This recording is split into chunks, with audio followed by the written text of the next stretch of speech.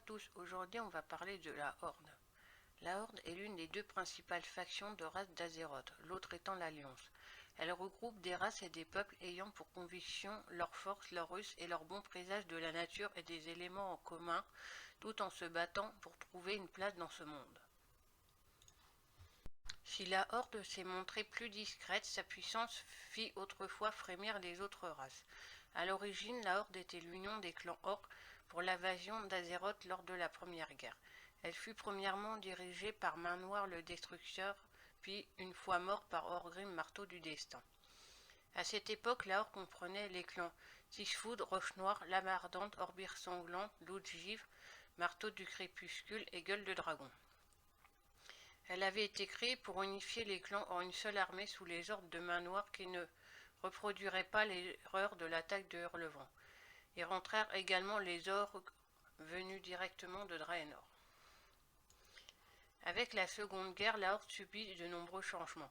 L'arrivée des Chevaliers de la Mort de Gul'dan, l'entrée des trolls, des gobelins mais aussi des dragons.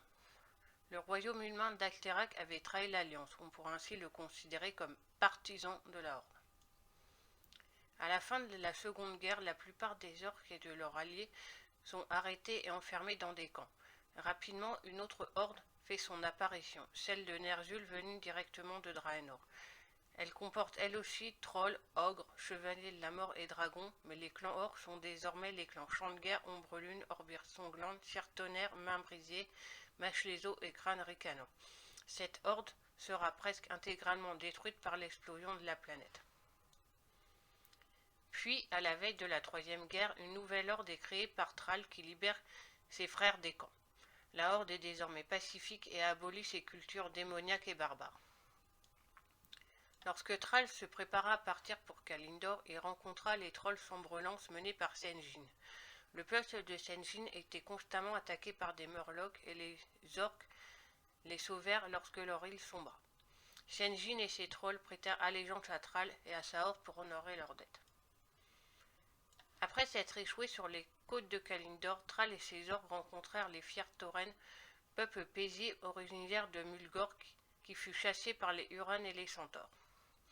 Thrall les aida à regagner leurs terres, gagnant ainsi leur respect et un allié de poids dans sa quête de prospérité. Cette alliance fut toutefois troublée par un incident mineur, l'enlèvement du fils de Cairn Sabot de Sang, grand chef de la tribu Sabot de Sang par un clan centaure.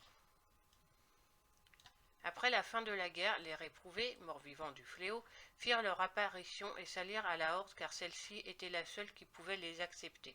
Retenons que Thrall, avant l'apparition des elfes de sang, avait fortement besoin d'un bastion sûr et d'un point d'appui dans les royaumes de l'Est, ce qui fit pencher la balance lors de la décision d'accepter ou non Sylvanas et son peuple dans les rangs de la Horde. Enfin, les elfes de sang les rejoignirent afin de trouver des alliés qui les aidèrent à aller en Outre-Terre, là où se trouve Kael'thas, nourrissant une rancœur envers les humains et se voyant aidé par les réprouvés lors de leur tentative de reprise des terres fantômes, les elfes de sang envinrent un joueur de la Horde. Dans les extensions suivantes, ils sont rejoints par les Pandaren à Mystore Pandarien, puis par les Hordes de Draenor et les Trolls Zandalari à Battle for Azeroth. La Horde a eu également plusieurs chefs de guerre, dont Ner'zhul, Gul'dan, Main Noire, Orgrim Marteau du Destin, Kargat Lame-Poing, Rend Main Noire, Thrall, Garrosh, Vol'jin, Sylvanas.